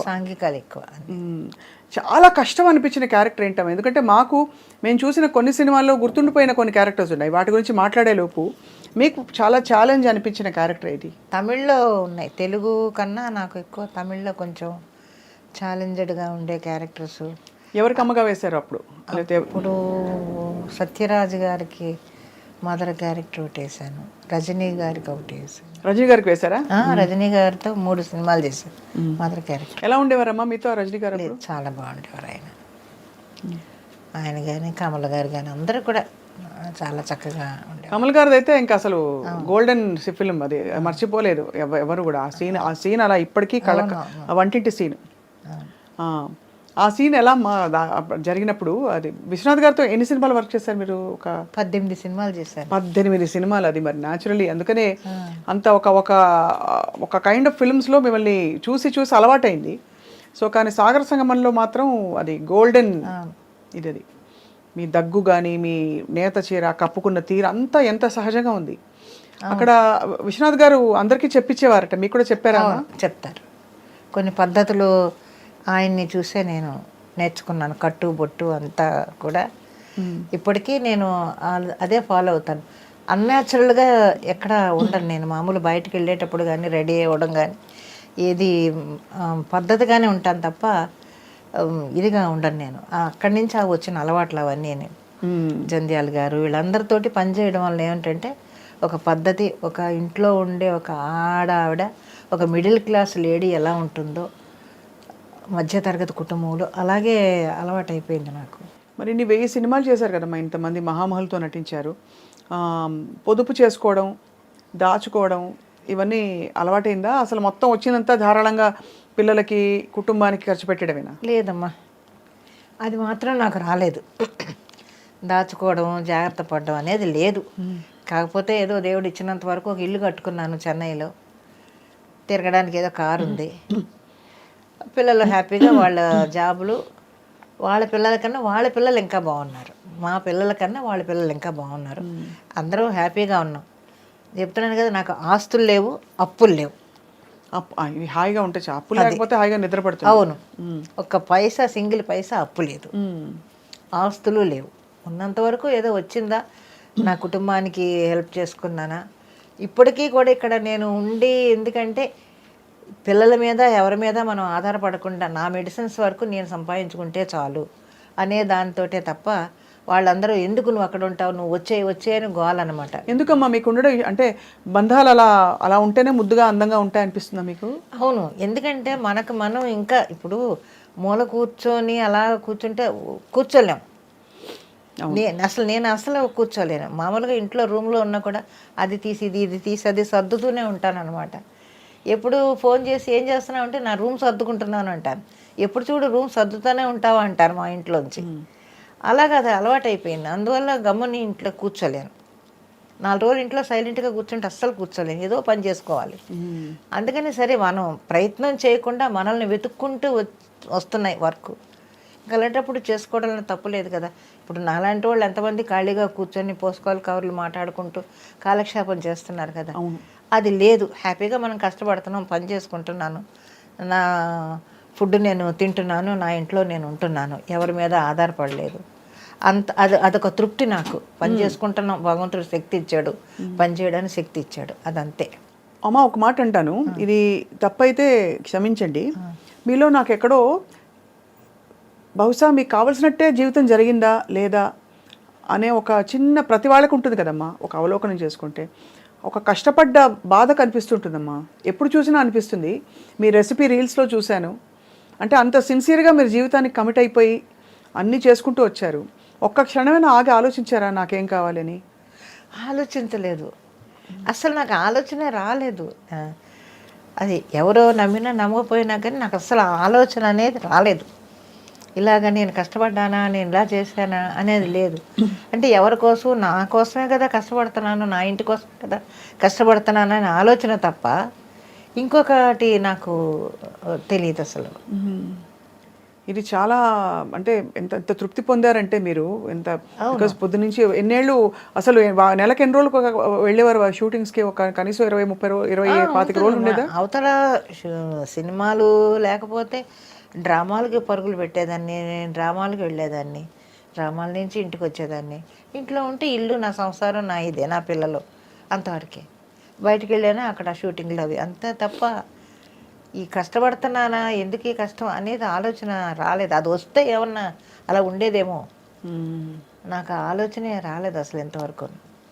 ఇది ఉన్నంతవరకు హ్యాపీగా ఓకే, మన పిల్లలు బాగున్నారు, నా ఇల్లు బాగుంది, నా సంసారం బాగుంది, ఓకే అనుకునేదాన్ని. ఏదన్నా ఉందా మన చేతనైతే నలుగురు పెట్టాలి. ఇప్పటికీ ఏదన్నా ఎవరైనా హెల్ప్ అడిగితే, చదువుకునే పిల్లలు వాళ్ళు వీళ్ళు ఉంటే వాళ్ళకి ఏమైనా హెల్ప్ చేస్తూ ఉంటాను. అంత గొప్ప మనసు మీది. అంటే గొప్పతనం కోసం అని కాదమ్మా, కానీ సహజంగా అలా ఉండడం అన్నది చాలా కష్టం. ఎవరికి వాళ్ళే చూసుకునే రోజులు ఇవి. పండగలు ఎలా ఉండేవమ్మా ఇంట్లో అప్పుడు? అంటే కులాంతర వివాహం కాబట్టి ఎలా అన్ని పండుగలు? ఇంకా క్రిస్టియన్ ఇంట్లో అందరూ క్రిస్టియన్ అందరూ మొత్తం మా పిల్లలు మా వాళ్ళ మ్యారేజెస్ అన్నీ కూడా క్రిస్టియన్ పద్ధతిలోనే జరిగాయి. మీ పెళ్లి కూడా అలాగే జరిగిందా? మా పెళ్లి కూడా అలాగే జరిగింది. మరి మీరు క్రీస్తు నమ్ముతారా ఇప్పుడు? నమ్ముతారు. నమ్ముతారు. మీకేమన్నా అయ్యాయమ్మా ఎక్స్పీరియన్సెస్ ఇలాగా? ఉన్నాయి చాలా. ఎందుకంటే ఇలాంటివి కులాంతర వివాహాలు ముఖ్యంగా ఇలా మతం మార్చుకుంటే కనుక అది చాలా ఎక్స్పీరియన్సెస్ అవుతాయని చెప్తూ ఉంటారు. మీకేమయ్యాయమ్మా ఎక్స్పీరియన్సెస్? ఏం మీకు అభ్యంతరం లేకపోతే? లేదు, నా ఎక్స్పీరియన్స్ అనేది చెడుగా ఏమీ నాకు జరగలేదు. అదే మంచిగానే అడుగుతున్నా. ప్రతిదీ కూడా నేను జీసస్ నమ్ముతాను.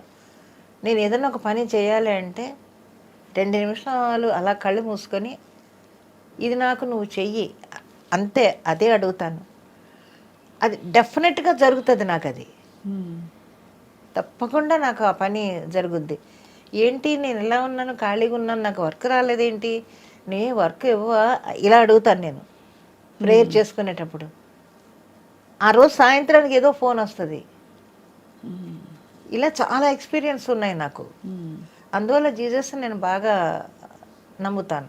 సో అయితే ఎక్కువ క్రిస్టియన్ పండుగలు ఇంట్లో క్రిస్మస్, ఈస్టరు అన్నీ అవే. చర్చికి వెళ్ళాలని ఉండేవా? అవును, సండే వెళ్తాం మేము చర్చ్కి.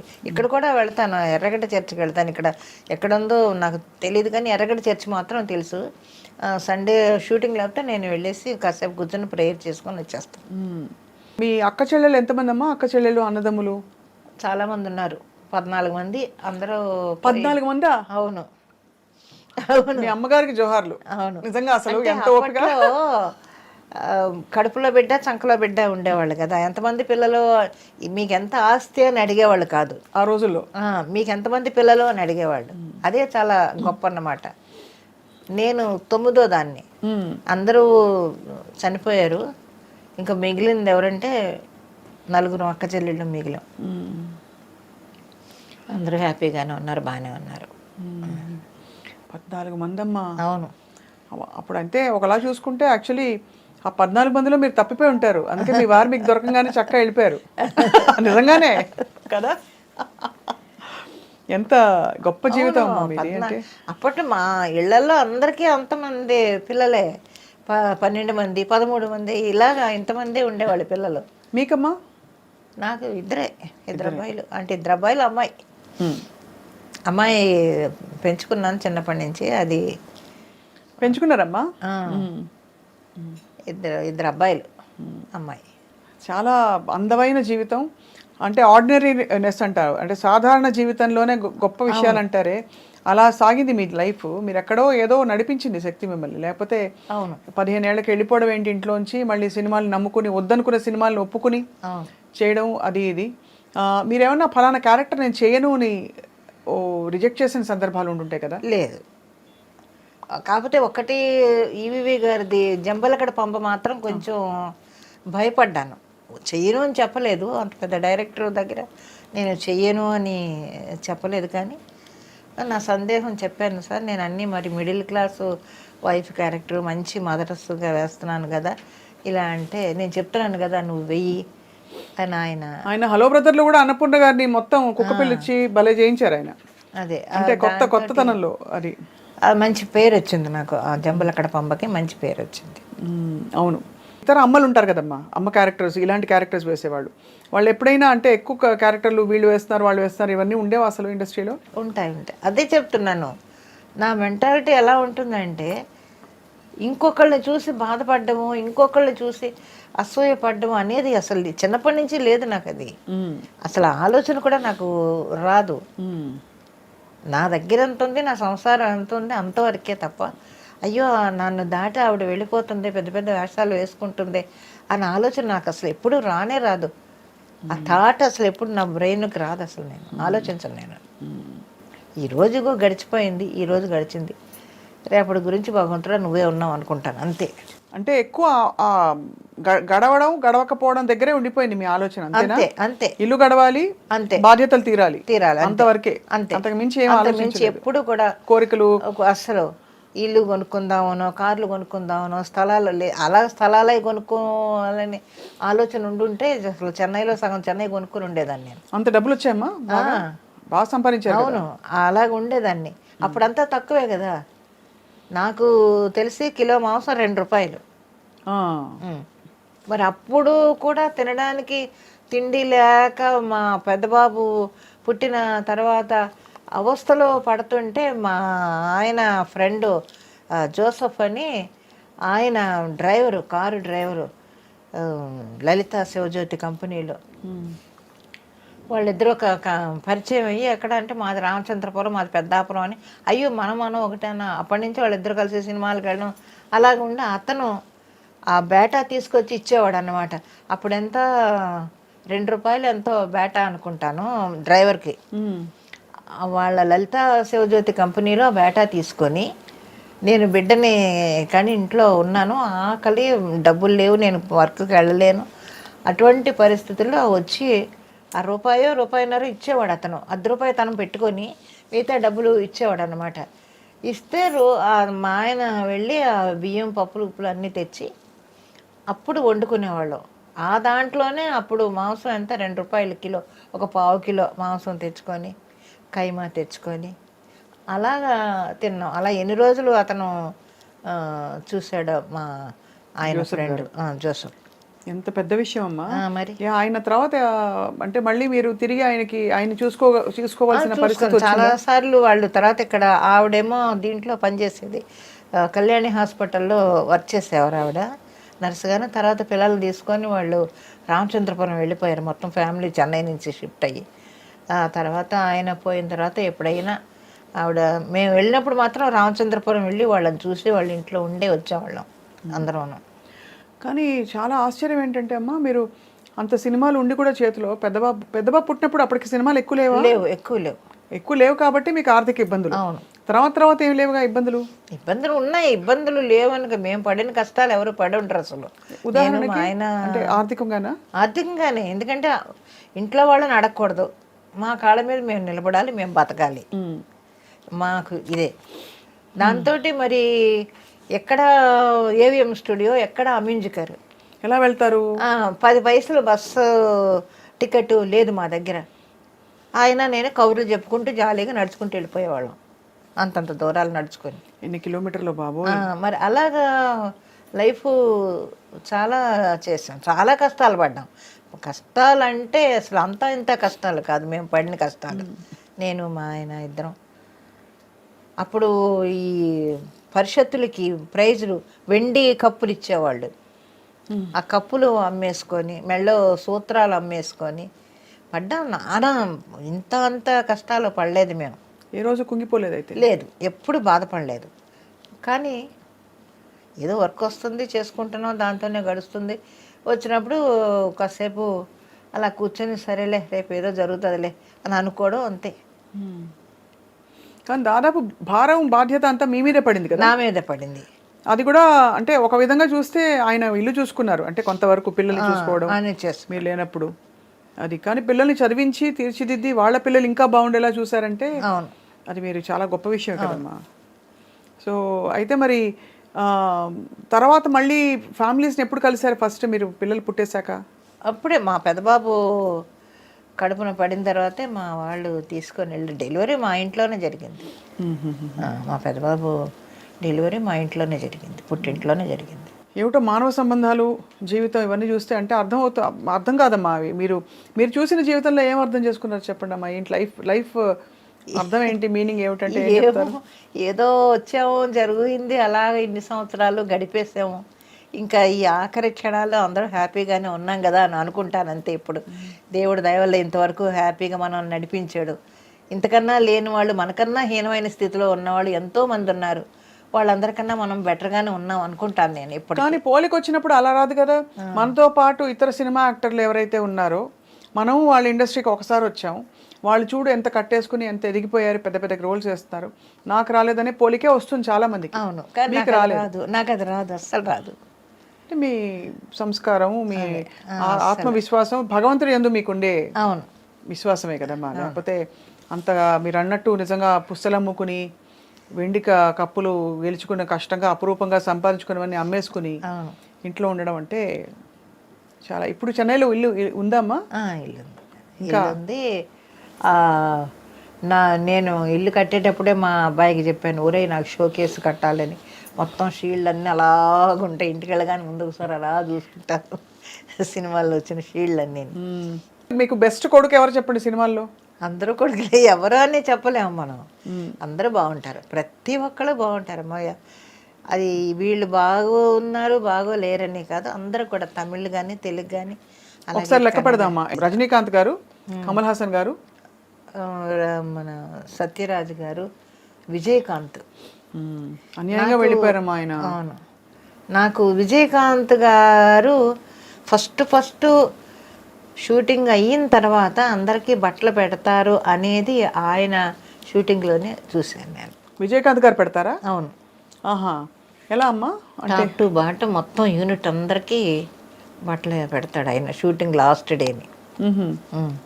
అప్పుడే తెలిసి నాకు, ఓహో ఇలా ఇస్తారన్నమాట. సో అలా మీకు చీర పెట్టారా?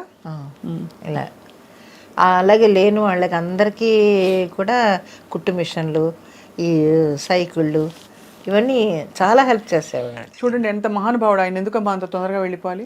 మరి ఆయన పార్టీ పెట్టారు. పుట్టినరోజు చాక్లెట్ మిఠాయి తీసుకొచ్చి లడ్డు ఇస్తున్నారు ఎవరో ప్రొడక్షన్ బాయ్స్. ఏంటి విశేషం అంటే, కెప్టెన్ పొరందనాళమ్మా అన్నారు. ఏంటంటే అదే విజయకాంత్ గారి పుట్టినరోజమ్మా ఈరోజు, మేము ఇలా ఉన్నామంటే ఆయనే కదమ్మా మాకు ఇగో ఈ పోర్డు ఇవన్నీ ఇచ్చారు, ఈ బళ్ళు ఇచ్చారు, ఇవన్నీ ఇచ్చారు, ఈ వ్యాన్లు ఇవన్నీ, మరి మేము ఉన్నామంటే ఆయనే కదా మా కారణం అని అన్నాడు. అలాంటి హెల్ప్లు ఆయన చాలా చేశారు. తెలుగులో ఎవరమ్మా మీకు బాగా ఇష్టమైన కొడుకు? అందరూ ఇష్టమే, ఎవరు ఒకళ్ళు ఇష్టం ఒకళ్ళని ఎవరని మనం చెప్పగలము. ప్రతి ఒక్కళ్ళు, ప్రతి ఆర్టిస్టు నాకు ఇష్టమే. ఎవరని వీళ్ళు ఎక్కువ ఇష్టమా వీళ్ళు కాదా అని నేను చెప్పలేను. అదే చెప్తున్నాను, నా మెంటాలిటీ ఎలా ఉంటుందంటే ఎక్కువ క్లోజ్గాను ఉండను, అలాగని దూరంగాను ఉండను. నేను ఎంతవరకు ఉండాలో అంతవరకే ఉంటాను. కానీ మీ చుట్టూ ప్రపంచంలో చాలా చూసుంటారు కదా మీరు. మీరు తొణకకుండా ఇలా ముందరికి తల ఉంచుకుని తల దించుకుని వెళ్ళిపోయినా కూడా చుట్టూ ఉండే ప్రపంచం చాలా రకాల కథలు, చాలా రకాల ఉదంతాలు జరిగిపోతూ ఉంటాయి. అప్పుడు మీరు స్పందించేవారా? కోపం వచ్చేదా? మీకు బాధ వచ్చేదా? అంటే ఫలానా వాళ్ళు సావిత్రి గారి గురించి మాట్లాడతారు, చాలామంది హీరోయిన్ల జీవితాలు, జిక్కీ గారి జీవితం మాట్లాడతారు, కానీ మాట్లాడినప్పుడు మనం ఏం చేయలేం కదా. మనం మాట్లాడలేం, మనం తిరిగి మాట్లాడలేం, మాట్లాడకూడదు కూడా. నోరు మూసుకొని ఊరుకున్నంత ఉత్తమం లేదనుకుంటాను నేను. ఎందుకంటే దానివల్ల ఇంకా లేనిపోయిన తలకాయ నొప్పులు. అనవసరంగా ఎందుకు మాట్లాడతారు, అనవసరంగా ఎందుకు వీళ్ళందరూ ఇలాగ లేని అన్నీ బయటకు లాగుతారని బాధపడతాను. నాలో నేనే బాధపడతాను తప్ప అది ఇంకొకరితో పంచుకోను నేను ఎప్పుడున్నా. ఎందుకు వీళ్ళకి అయిపోయింది జరిగిపోయిన దాని గురించి వీళ్ళు మళ్ళీ ఊరుకుంటారు ఎందుకు అనుకుంటాను తప్ప నేను ఇంకెవరితోటి దాని గురించి డిస్కస్ చేయను అసలు నేను. ఇప్పుడు మీరు అవుట్డోర్కి వెళ్ళినప్పుడు ఎలా హ్యాండిల్ చేసేవారమ్మా మీరు? వేరే ఊరికి వెళ్ళినప్పుడు షూటింగ్స్కి అలా ఉండేవి కదా, చాలా సందర్భాలు ఉండుంటాయి కదా. మరి పిల్లలు ఇంట్లో మీ వారు ఆయన ఎక్కడ ఒప్పుకుని పంపించేవారు? అంటే చాలా చోట్ల పెళ్ళైన వాళ్ళకి ఈ ఫెసిలిటీ ఉండదు. అంటే ఇంట్లో భర్తలు చెప్పలేం కదమ్మా, కొంతమంది వద్దు అక్కర్లేదు అనొచ్చు, కానీ ఆయన గొప్ప మనసు అయింది. మిలిటరీ అయినా కూడా మా ఆయన ఇదిగానే ఉండేవాడు, హ్యాపీగానే అవుట్డోర్లో వెళ్ళి వచ్చేసింది. కాకపోతే నాకు వచ్చిన కంపెనీలు అన్నీ మంచి మంచి కంపెనీలు, విశ్వనాథ్ గారి కంపెనీ కానీ, జంధ్యాల గారు కానీ, ఇలాంటి కంపెనీల వల్ల ఏమవుతుందంటే ఒక డిసిప్లిన్ ఉంటుంది. అవుట్డోర్ వెళ్ళినా కూడా వర్క్ చేసుకున్నామా, వచ్చామా, మళ్ళీ రూమ్లోకి వెళ్ళామా, అంతవరకే. వర్క్ అయిపోయిందా హ్యాపీగా ఇంటికి పంపించేసేయడం. ఇది మరి స్త్రీలకి సురక్షితమైన ప్లేస్ కాదంటారు ఇండస్ట్రీ, మీరు ఒప్పుకుంటారు అలా? ఏమోనమ్మా, నాకు అంత దూరం నేను ఆలోచించలేదు ఎప్పుడూ. ఆలోచన కూడా రాదు నాకు, ఎందుకంటే చెప్పాను కదా, ఒక చిన్న జీవితం అక్కడ అలా గిరిగీసుకొని ఆ గిరిలోనే నేను ఉన్నాను తప్ప అది దాటి ఎప్పుడు బయటికి వెళ్ళను. ఒక్కటి మాత్రం నేను చెప్తానమ్మా, ఏదైనా కూడా మన ఇష్టం లేనిదే ఎవడు మనల్ని ఏం చేయడు. ప్రపంచంలో అంతే, అది మన ఇష్టం లేనిదే ఎవడు మన దరిదాపులకు రాడు. ఇప్పుడు వాడు అలా వచ్చినాడు, మనం కళ్ళు ఎరచేసి అలా చూసిన వాడు అక్కడే ఉంటాడు, ఒక అడుగు ముందుకు రాడెవడోను. ఒకవేళ మన మీద ఇష్టం లేదనుకోండి, వాడి సర్కిల్లోనే మనల్ని వేరు పెడతాడు తప్ప ఇండస్ట్రీ మొత్తం చెప్పలేడు కదా. అవును, ఇండస్ట్రీ మొత్తం పబ్లిసిటీ చేసి ఈవిడ అలాగే ఇలాగని చెప్పుకోలేడు కదా. కరెక్ట్. వాడి పరిధిలోనే వాడు మనకి వేషాలు ఇవ్వడం, అంతవరకే. అంతే తప్ప ఎవరు మనల్ని ఏం బట్ వాడి పరిధిలో వేషాలు ఇవ్వడానికి కూడా ఒక ఒక విధమైన హింసే అమ్మా అది. ఎందుకంటే ఎవరో నేను చెప్పినట్టు నువ్వు చేయకపోతే నీకు ఇవ్వని వేషాలు అంటే అది తప్పే కదమ్మా. తప్పే ఏమైనా ఇంకంతే, అంతటితో ఆపేయడం ఇంకంతే, దాని గురించి ఆలోచించకూడదు ఇంకా. ఇప్పుడు ఎవరైనా కూడా మన ఇష్టం లేనిదే ఎవరు మన దరిదాపులకు రారు. అది మాత్రం నాకు బాగా అనుభవం. చూసి ఇలా కళ్ళు ఎరచేస్తే అక్కడే ఆగుతాడు వాడు, ఎందుకు ముందుకు వస్తాడు అంతే. దాన్ని తప్ప మనం ఏం చేయలేము. ఎవరు మనల్ని వేలు పెట్టి చూపించేంత పరిస్థితి మనం తెచ్చుకోం కదా. చాలా జీవితం చూస్తారమ్మా మీరు. అంటే అఫ్ కోర్స్ మీ వయసుకి తగ్గట్టే మీరు చూశారు, అయినప్పటికీ చాలా లోతుగా జీవితం సారం అర్థం చేసేసుకున్నారు మీరు. అయితే ఇప్పుడు వెబ్ సిరీస్లు, టీవీ సీరియల్స్ అన్నీ చేస్తారు కదమ్మా మీరు. ఏంటి మీకు బాగా హ్యాపీనెస్ ఇచ్చే విషయం ఏంటి? Job satisfaction. మంచి క్యారెక్టర్ వేసాము. అవును, జనంలోకి రోజు వెళుతుంది క్యారెక్టరు. మా పేర్లు, అసలు పేర్లు మర్చిపోయి క్యారెక్టర్ పేర్లతో పిలవడం, అలాగా జనం మమ్మల్ని రిసీవ్ చేసుకోవడం, మంచి మంచి క్యారెక్టర్స్ పడుతున్నాయి. మరి అంకుల్ అమ్మా లేరు, ఆయన పోయి 97లోనే పోయారు ఆయన. అయ్యో, మీరు ఒంటరి అయిపోయారు తర్వాత. పిల్లలతోటే కదా? పిల్లలే నా జీవితం, నా మనవలు, నా మనవరాళ్ళు, వాళ్ళతోటి జరిగిపోతుంది. 97 అంటే చాలా ఏళ్ల క్రితం అమ్మా. 25, 26 ఏళ్ళు, 27 ఏళ్ల క్రితం. మరి అప్పటి నుంచి మీరు ఎప్పుడు ఆయన జ్ఞాపకాలా మీకు ఉంటాయి? జ్ఞాపకాలు అంటే ఎందుకంటే 15వ ఏట ఆయనతో ప్రయాణం మొదలు పెట్టారు. ఎలా చనిపోయారమ్మా? ఇది షుగరు చనిపోయారు. చాలా బాధాకరం, కష్టం మీకు. తర్వాత ఎలా అమ్మా, ఎలా మిమ్మల్ని మీరు సంభాళించుకుని ఇంకా జీవితంలో కొత్త? మీరు నమ్మరు, ఆయన చనిపోయిన 5వ రోజున నేను ఇక్కడ షూటింగ్కి వచ్చాను హైదరాబాద్కి. వర్క్ ఇది చేయలేం కదా, మోహన్ బాబు గారి సినిమాకి 5వ రోజున. వర్కే కదా, వర్క్ సఫర్ చేయలేం మనం. మనకు బాధ ఉందని చెప్పి వర్క్ సఫర్ చేయలేం కదా. అవతల ఇంతమంది కాంబినేషన్. 5వ రోజునే వస్తే గబుక్కుని మా తమ్ముడు వైఫ్ బయలుదేరే రోజున అలా వెళ్ళకూడదని ఇంటికి తీసుకొని వెళ్ళి ఒక చీర పెట్టి అప్పుడు పంపించింది. వాళ్ళు దేని గురించి ఎప్పుడూ ఆలోచించలేదు, ఏదో జరిగిపోతుంది. కష్టం వచ్చిందా కాసేపు అలా కూర్చొని కళ్ళు మూసుకొని కాసేపు ప్రేయర్ చేసుకుంటాను. నేను ఫస్ట్ చేసుకునేది ప్రొడ్యూసర్లు అందరూ బాగుండాలి అనుకుంటాను నేను. ఎందుకంటే ప్రొడ్యూసర్ లేదే మనం లేము. సో డెఫినెట్గా మంచి ప్రతి ప్రొడ్యూసరు హ్యాపీగా ఉండాలి, అతని కింద ఇన్ని కుటుంబాలు బతుకుతున్నాయి కదా అని అనుకుంటాను నేను. అందుకని ప్రొడ్యూసర్ చల్లగా ఉండాలని కోరుకుంటాను నేను ఎప్పుడు. ఇంకా మీరు మరి ఇన్ని క్యారెక్టర్ వేసేసారు కాబట్టి వర్క్ సాటిస్ఫాక్షన్ కూడా చూసేశారు, మెమెంటోలో అవార్డులు చూసేశారు, కావాల్సిన వాట్ ఎవర్ డబ్బులు అవి చూసేశారు. ఇప్పుడు మీరు ఎంచుకోండి, మీ క్యారెక్టర్ మీరు రాసుకోండి అంటే ఎవరి పాత్ర వేస్తారు? ఎలాంటి పాత్ర వేయదలుచుకున్నారు? ఎలాంటి పాత్ర అంటే దాన్ని ఉదాహరణకి నేను చెప్తాను, అమ్మని ఎలా చూడాలనిపిస్తుందో. మిమ్మల్ని మంచి ఒక కలెక్టర్, ఒక డడడన్ మెట్టు దిగుతూ ఫాస్ట్గా వచ్చి కాటన్ చీర కట్టుకుని హైనెక్ బ్లౌజ్ వేసేసుకుని అలాంటి క్యారెక్టర్లో అమ్మని చూడాలి నాకు. అది మీ ఆలోచన. ఏ క్యారెక్టర్ అంటే నా ఆలోచన. మీ ఆలోచన చెప్పండి. బాగా ఓల్డ్ క్యారెక్టర్, బాగా ముసీలుది అయిపోయి వణుకుతూ వచ్చి అలాంటి ఒక క్యారెక్టర్ ఆ గెటప్లో ఎలా ఉంటారని నేను ఆలోచిస్తున్నాను. అది మన ఇద్దరికి డిఫరెన్స్ చూడండి మరి. అదే కానీ మీకు అలాంటి క్యారెక్టర్ కష్టం అమ్మా.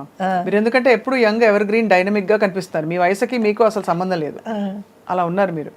కాబట్టి ఆ క్యారెక్టర్ అఫ్కోర్స్ నటిస్తారులేండి, కానీ చెప్తున్నాను.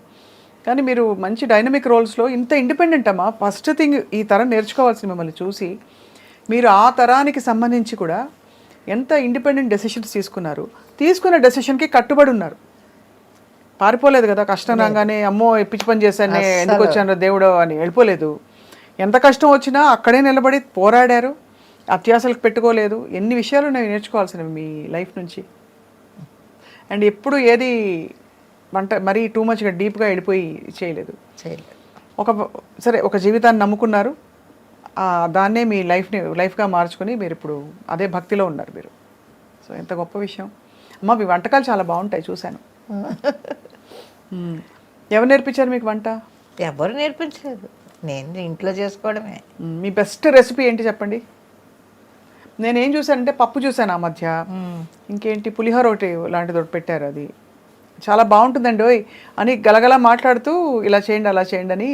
జనాలకు అది ఒకటి నచ్చింది. అంటే న్యాచురల్గా మామూలుగా మన ఇంట్లో చేసుకున్నట్టే చేస్తారండి మీరు గబగబాను. ఇవన్నీ ఉన్నాయి అన్ని పెట్టండి ఇన్ని పెట్టండి ఈ కొలతలు అవి ఉండవు అని అంటుంటారు. సోదు ఉండదు అసలు. ఆ, అంటే మామూలుగా ఏదో ఎక్కువసేపు చూపిస్తారు దాని గురించి చెప్పి చెప్పి, అలా కాకుండా చూసి వెంటనే ఆకట్టుకుంటుంది. ఆ కూర ఫుల్ వండి ఇదిగో చూసారా ఎంత బాగుందో అని, అది కమ్మగా ఉడికి రెడీగా ఉందని. అయితే అమ్మ ఇంటికి వెళ్దాం ఒకరోజు భోజనానికి. మనం మీరు రండి, పిలిచినా రండి, పిలవకపోయినా తప్పకుండా రండి. వచ్చేస్తాం. నా ఇంటికి కాదు నా రూమ్కి. మీరు ఇల్లంటే మళ్ళీ చెన్నై. ఇప్పుడు ఇక్కడే ఉంటున్నారమ్మా హైదరాబాద్లో? అంటే ఇవాళ పొద్దున్నే వచ్చాను ఊరి నుంచి. ఓకే. వచ్చి చెన్నై గ్యాప్ ఉంటే చెన్నై వెళ్ళిపోతాను. ఉమ్, ఇక్కడ ఉండను నేను. షూటింగ్ లేకపోతే చెన్నై వెళ్ళిపోతాను. ఉమ్. ఇప్పుడు ఎన్ని రోజులు వర్క్ ఉంటుంది మీకు పర్ మంత్? ఉంటుంది, షూటింగ్స్ ఇవి ఉన్నాయి కదా. అందులో ఈ మధ్య ఎక్కువ ట్రావెల్ చేయలేకపోతున్నాను నేను. అందువల్ల షూటింగ్ ఒక 4-5 రోజులు గ్యాప్ ఉన్నా కూడా నేను వెళ్ళటం లేదు. పిల్లలు కూడా పెద్ద పిల్లలు అయిపోయారు, ఎవరి జాబులు వాళ్ళు పరుగులు పెడుతున్నారు. పొద్దుట్లు ఏం చేస్తారమ్మా పిల్లలు ఇప్పుడు? వర్క్ చేసుకుంటున్నారు అందరూ. మా పెద్ద మనవడు షిప్లో ఇంజనీరు ఒకడు, ఇంకొక మనవడు చెన్నైలోనే వాడు ఇంజనీరు. నా మనవరాలు టీచరు, తను ఫ్రెంచ్ టీచరు, సింగపూర్లో ఉంటుంది. ఇంకొక అమ్మాయి పోర్ట్ కంపెనీలో వర్క్ చేస్తుంది. ఇప్పుడు చిన్నది ఎగ్జామ్, ఇవాళ ఎగ్జామ్ రాస్తుంది. దానికి జాబ్ కూడా వచ్చేసింది ఆల్రెడీ. అందరూ ఆ ఘనత అంతా జానకమ్మదే. ఏముంది, దేవుడు ఉన్నాడు వెనకాల. ఎంతమంది పిల్లల్ని సెటిల్ చేశారమ్మా, మాట్లాడారు చెప్పండి. అంటే మీలోని స్త్రీత్వం ఎక్కడా కోల్పోకుండా మీరు ఒక పురుషుడిలాగా నడిపించారు ఇంటిని. అంటే మనం మామూలుగా అదే కదా చెప్తారు మనకి చుట్టూ, కానీ ఎక్కడా మీరు పొందిగ్గానే ఉన్నారు. ఎక్కడా డామ్ డూమ్ డిష్ అని అవేమి ఎక్కువ సాధికారతలు ఏమి చాటుకోకుండా చాలా మామూలుగా. ఇప్పుడు ఎక్కడన్నా నేను బజార్లో కనపడినా ఎవరు ఆశ్చర్యపోవాల్సిన పని లేదు. భుజాన సంచి తగిలించుకొని ఆ మధురానగర్ అంతా తిరిగేస్తూ ఉంటాను. కూరగాయలు కొనుక్కుంటూ ఆ షాప్కి వెళ్ళి, లేకపోతే ఇక్కడికి వెళ్ళి మెడికల్ షాప్కి వెళ్ళి, ఆ మార్కెట్, ఆ మెయిన్ రోడ్లో మార్కెట్కి వెళ్ళి తిరిగేస్తూనే ఉంటాను. అందరూ గుర్తుపట్టి బాగా ఫోటోలు తీసుకుంటుంటారే? లేదు, అడగరు. అడిగితే ఇప్పుడు మార్కెట్ కదండి అంటే సరే అమ్మ అని వెళ్ళిపోతూ ఉంటారు. అయితే మామూలుగా చాలా మామూలుగా తిరిగేస్తుంటాను నేను. అయితే మీకు ఎన్ని చీరలు ఉంటాయమ్మా మొత్తం? మీకు చీరలు పిచ్చుందా? పిచ్చి లేదు, ఇష్టం వరకు ఉంటే చాలంతే. ఇప్పుడు దీనికి వచ్చి ఈ సీరియల్స్కి కొనాల్సిన చీరలు చూస్తే ఉన్నాయి. మీరే కొనుక్కోవాలా? లేదు, సినిమాలు అయితే వాళ్ళు కొంటారు, సీరియల్ వరకు మనమే కొనుక్కోవాలి చీరలు. అవి ఉన్నాయి ఒక 4-5 బ్యాగులు, పెద్ద పెద్ద బ్యాగులకి చీరలు. ఎంత నల్లి ఇవేనా? ఎక్కువ నేను చెన్నైలోనే కొంటాను. రంగాచారి, తులసి సిల్క్స్, ఇంకా ఉన్నాయి అవే కదా షాపులు. పాండి బజార్ నిండా బోల్డ్ షాపులు. ఇప్పుడు అన్ని రకరకాల వెరైటీలు వచ్చాయి చీరలు.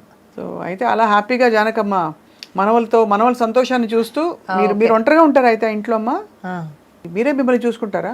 నేనే. మరి మధ్యలో దగ్గో జలుబో ఏమన్నా వస్తే? దేవుడు ఉన్నాడు. అంతేనా? అంతే. ఏదైనా హెల్త్ ప్రాబ్లం వస్తే చెన్నై వెళ్ళిపోతాను. ఇక్కడ డాక్టర్ దగ్గరికి వెళ్ళినా. ఏదైనా దగ్గు జలుబు లాంటిది అయితే పక్కన ఆయన గాంధీ గారు అని ఉన్నారు, డాక్టర్ గారు. ఆయన మెడిసిన్ ఇస్తే తొందరగా తగ్గిపోద్ది. ఆయన మీద కూడా నాకు ఎక్కువ నమ్మకం.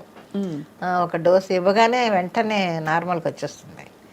ఇంకా మించి ఏదన్నా టెస్ట్లు గిస్ట్లు అంటే చెన్నై వెళ్ళిపోతాను. అస్సలు ఇక్కడ షూటింగ్ లేనప్పుడు కాలక్షేపం ఇంట్లోనే నాకు అదే కాలక్షేపం. టీవీ చూసుకుంటూ, లేదు టీవీ కూడా పగలు పెట్టుకొని ఏదో సాయంత్రం కాసేపు పెట్టుకుంటాను. అది సర్దుకోవడం, ఈ బట్టలు తీసుకుని మళ్ళీ మడతలు పెట్టుకోవడం, మళ్ళీ వేసుకోవడం, ఇవే చేస్తుంటాను. ఇంట్లో ఉన్న ఒక్క రూమ్నే అక్కడక్కడే తిరుగుతూ ఉంటాను. మీరు సర్దుకోవడం రెండు అంతే కదా? ఇంట్లోనే అక్కడ ఆ రూమ్లోనే సర్దుతూ ఉంటాను. ఇవాళ పొద్దున్న వచ్చాను, రూమ్ అంతా సర్దాలే అని పడేశాను. ఇప్పుడు చూస్తే పిచ్చిగా ఉంది. ఇప్పుడు ఇంటికి వెళ్ళి మళ్ళీ రేపు పొద్దున్న షూటింగ్ అన్నీ తీసి పెట్టుకొని మిగతా సర్దుకోవాలి.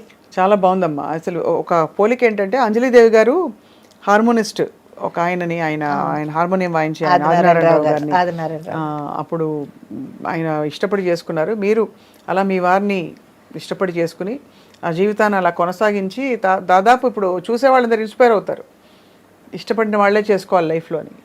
అది కాబట్టి చాలా గ్రేట్ లైఫ్ అమ్మా మీది. చేసుకుని ఉండాలి, అది మెయిన్. అది కష్టాలు పడినా కూడా, దెబ్బలాడుకున్నా, కష్టాలు పడినా, ఏం పడినా కూడా చివరి వరకు ఉండాలి.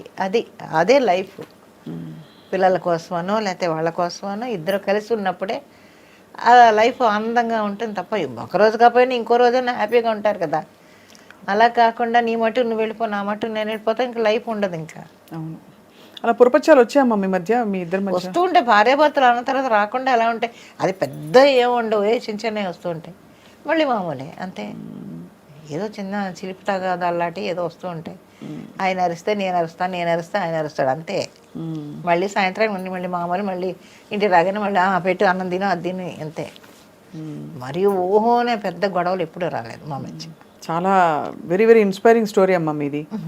అంటే కొన్ని ఇంటర్వ్యూస్లో చూసాం కానీ ఇలా డైరెక్ట్గా కలిసి మాట్లాడితేనే అసలు ఏమిటో అర్థమవుతుంది. ఏంటి జానకమ్మ ఇంత క్వైట్గా ఉంటారు ఎప్పుడు అని. ఎక్కువ ఏమీ మిమ్మల్ని కాంట్రవర్సీస్లో చూడలేదు, వివాదాల్లో ఇరుక్కోరు ఎప్పుడు, మీ పాటికి మీరు ఉంటారు అంతే. అంతే. మళ్ళీ అంటూ జన్మ ఉంటే మీరు మిలిటరీ వాళ్ళనే చేసుకుంటారా, సినిమాల్లోనే నటిస్తారా, జానకమ్మగానే పుడతారా? ఏమో మనం ఏం చెప్తామమ్మా, మీ కోరిక ఏమో నాకు అసలు కోరిక. 7 జన్మలు అంటారు కదమ్మా, మీ వారిని మళ్ళీ మీరు పెళ్లి చేసుకుంటారా? ఇది సూటిగా చెప్పండి. కానీ ఒకటి అది మాత్రం నిజం, ఆయన ఎప్పుడూ కూడా భర్త అనేవాడు ఎంత ప్రేమించేవాడో ఆ ప్రేమను పొందిన వాళ్ళకే తెలుసు డెఫినెట్గా. అది మాత్రం నిజం. మా ఆయన నన్ను చాలా ప్రేమగా చూసేవాడు. అంటే ఏంటి ఫర్ ఎగ్జాంపుల్? అంటే రాగానే మీకు అలా అని కాదు, ప్రేమ అనేది దాన్ని ఎలాగా చెప్పాలి అనేది తెలీదు. చాలా ప్రేమగా, అది వర్ణించలేనంత ప్రేమ, అది చెప్పగలం అంటే అనిపించిన దాన్ని. కాబట్టి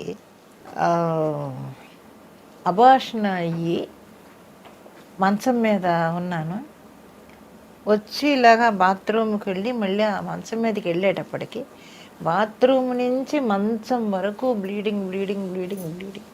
మీకు మొత్తం తుడిచి క్లీన్ చేసి నన్ను తీసుకొని వెళ్ళి శుభ్రంగా అంతా కడిగి మళ్ళీ అన్నీ శుభ్రంగా బట్టలు మార్చి ఆ రూమ్ అంతా క్లీన్ చేసి ఏ మగాడు ఎవడ చేస్తాడు అలా. అవన్నీ మరి కళ్ళతో చూసినప్పుడు మనకి ఏమనిపిస్తూ ఉంటుంది కదా, అవన్నీ చేసేవాడు. ఇప్పటికీ పడుకుంటే చనిపోయినా కూడా నాకు అది కళా నిజమా అని అనిపిస్తూ ఉంటుంది. ఎప్పుడైనా బద్దకించి అలా పడుకుంటే చెళ్ళుని పాదం మీద ఇలా కొడతాడు, ఏ షూటింగ్ ఉందే ఇంకా పడుకున్నావేంటి అంటాడు. ఆ వాయిస్ నాకు వినిపిస్తూ ఉంటుంది ఇప్పటికి స్టిల్. ఏంటి షూటింగ్ ఉంది ఇంకా పడుకున్నావేంటి లే అంటాడు. అప్పుడు గబుక్కుని లేదు చూస్తాను అసలు నేను ఎక్కడ ఉన్నానా అని. అలాంటివి చాలా జరుగుతుంటాయి నాకు. సిగరెట్ కాల్చేవాడు, ఎప్పుడైనా నా రూమ్లో సిగరెట్ వాసన వస్తుంటుంది ఇప్పటికి. సిగరెట్ వాసన ఎక్కడ వస్తుందబ్బా అనుకుంటాను నేను. ఓహో నువ్వు ఇక్కడే ఉన్నావు, ఇలాగే మాట్లాడతాను, ఏంటి నువ్వు ఇక్కడే ఉన్నావా నువ్వు అంటుంటాను నేను. అలాంటి ఇన్సిడెంట్స్ కొన్ని జరుగుతూ ఉంటాయి. అవును, అలాంటివన్నీ చేసేవాడు. జీవితంలో చాలా ఇదిగా ఉండేవాడు ఆయన. మా ఆయన ఎవరికన్నా పెట్టడంలో కానీ మనకి లేకపోయినా ఇతరులకి పెట్టేవాడు. అవన్నీ చేసి ఆ గుణం ఎలా వస్తుందో మరి పెట్టేవాడు, అందరికీ పెట్టేవాడు. మనం వండుకుందాం లేవే, మనం తిందాం లేవే, పాపమే వాళ్ళు వచ్చారే అన్నం పెట్టేద్దామే అనేవాడు. వెరీ వెరీ ఇన్స్పైరింగ్ అమ్మా. అటువంటివన్నీ చేసేవాడు ఆయన.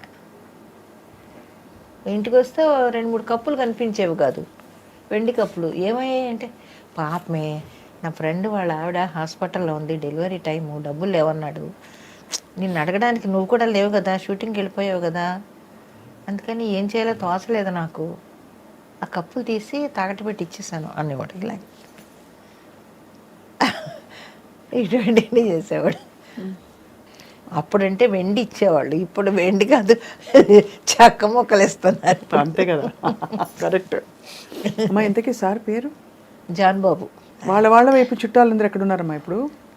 చాలామంది పోయారు, ఎవరు లేరు. వాళ్ళ మగ నాన్న ఎవరు లేరు. పెద్దాపురమే, ఆయనది పెద్దాపురమే, మా ఊరు పెద్దాపురమే, ఇద్దరిది ఒకటే ఊరు. తప్పకుండా. అయితే మీరిద్దరూ అంటే మరి మీకు పునర్జన్మ ఉంటుందో లేదో నాకు తెలియదు కానీ తప్పకుండా మళ్ళీ అంటూ ఎక్కడో మీరు సార్ కలుసుకుంటారు తప్పకుండా. మేము ఇంత మీరు చెప్పిన మీ ఆత్మ ఎంత నిజాయితీగా ఓపెన్గా చెప్పిందో ఖచ్చితంగా అలాగే అనిపిస్తుందమ్మా. మీరు నమ్ముకుని వచ్చినందుకు ఆయన నిభాయించారు, మీరు నిలబడ్డారు. అవును. మిమ్మల్ని మాత్రం మేము ఎప్పుడు తెర మీద అలా చూస్తూ ఉండాలి, ఇలాగే కళకళలాడుతూ ఉండాలి మీరు ఎప్పుడు. ఈసారి మేము భోజనానికి వచ్చినప్పుడు మీ రెసిపీలు అవి మరిన్ని తీసుకుని తప్పకుండా రండి. నా రూము ఇల్లు కాదు అది, రూము వాటెవర్, మీరు ఎక్కడ ఉంటే అదే ఇల్లు, అదే అదే అదే మీ కాబట్టి ఈసారి మేము వస్తాం. మీ షీల్డ్స్ అన్నీ కూడా చెన్నై వచ్చినప్పుడు ఒకసారి అన్ని ఫోటోలు తీసుకుంటాం మాకు జ్ఞాపకంగా. జానకమ్మ గారు, డబ్బింగ్ జానకి గారు, మీకు సాదరంగా నమస్కారాలు. Thank you so much.